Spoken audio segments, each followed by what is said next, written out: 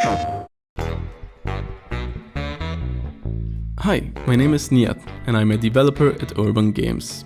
Today I have the great pleasure to show you an exclusive gameplay preview of the Transport Fever 2 Console Edition. Transport Fever 2 is a tycoon game where the player connects towns and industries to let the world grow and to earn money.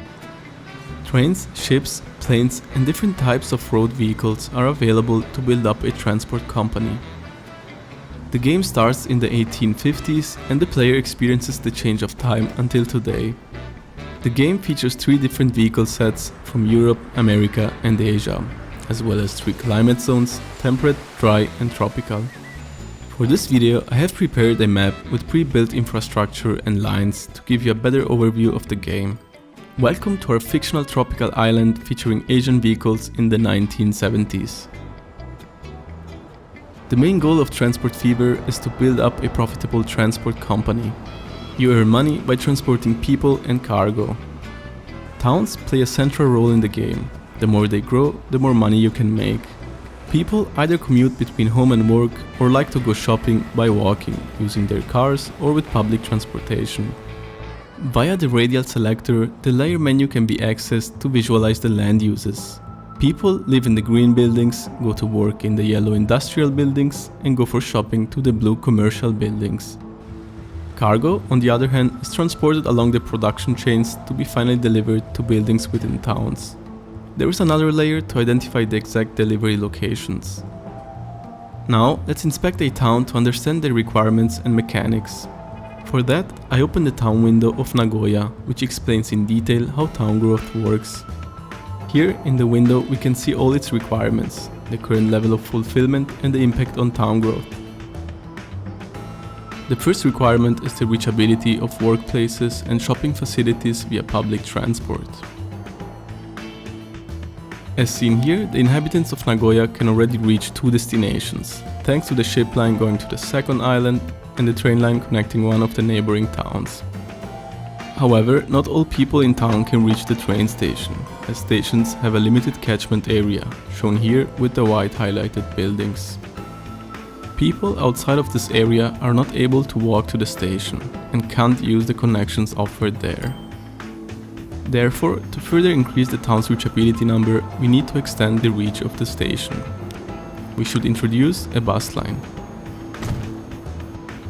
Starting here, I will connect all 3 land use districts to this station.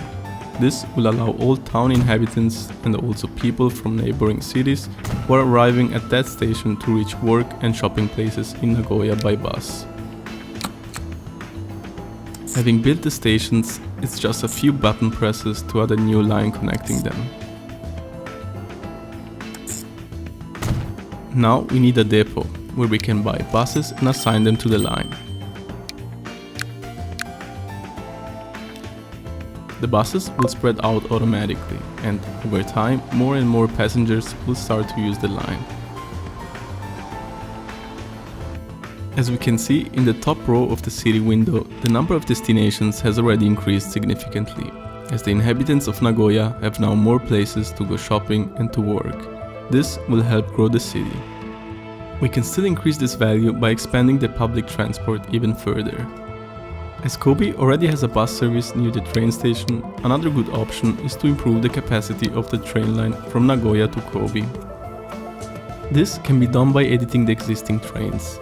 For example, we can replace the wagons with ones that have more seats and add more wagons to the train. We can also increase the frequency of the line by adding more trains. An elegant way is to just clone an existing train.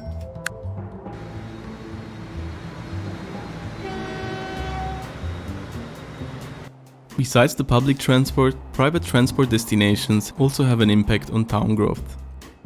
If I take a look at the destination layer, I can find out where people are traveling by public or private transport. Players can use this information to enhance the reachability of cities for people using their cars. Building a highway will enhance the private transport value, but might also compete with public transport. Next, we will have a look at the demand for cargo. Each city demands at least 2 different types of cargo. One for the commercial district and one for the industrial district, as we can see here in the cargo layer.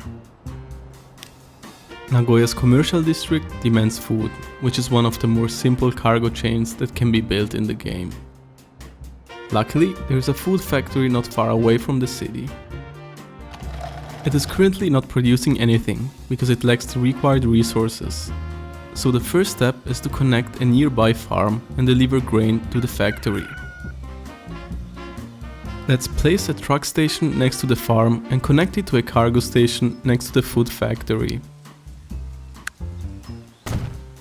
The intuitive street building tool allows to select different types of roads to be built simply by dragging segments. Similar to a public bus route, we can set up a line between the stations and add a couple of trucks that deliver the grain to the factory. The farm is now putting its grain onto the truck station, where the trucks can pick it up. This is also shown in the info window of the farm, where the shipment value is now going up. When the trucks drop off the grain at the food factory, the grain counts as transported, and the player earns some money.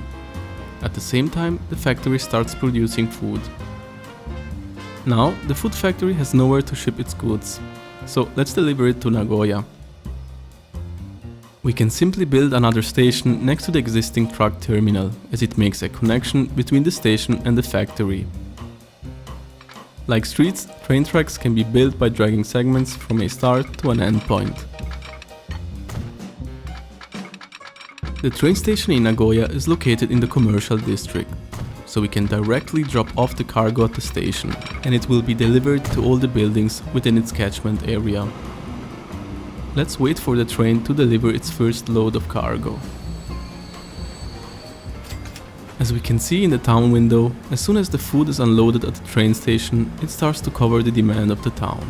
Over time, this will affect the city's growth positively. When the value for production, shipping and transport of an industry is above a certain threshold, the industry will start to grow to the next level, allowing it to produce more cargo.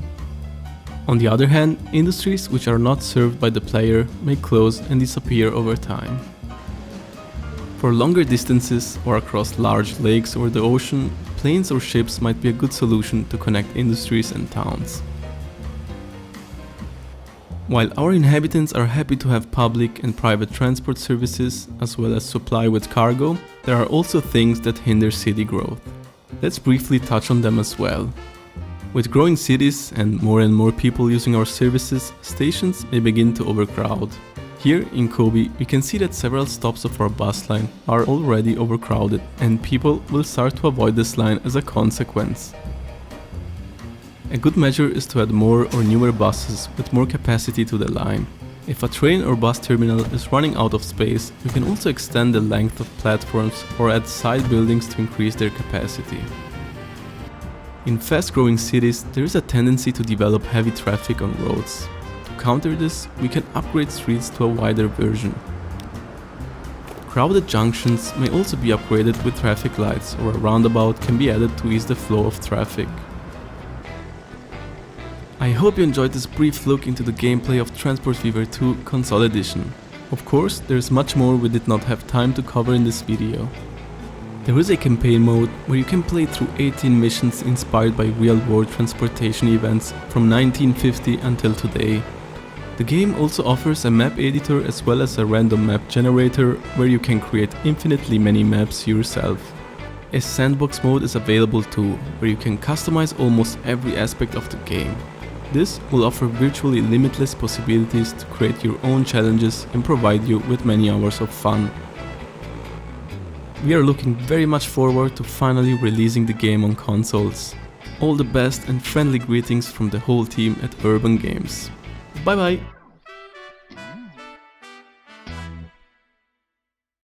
PlayStation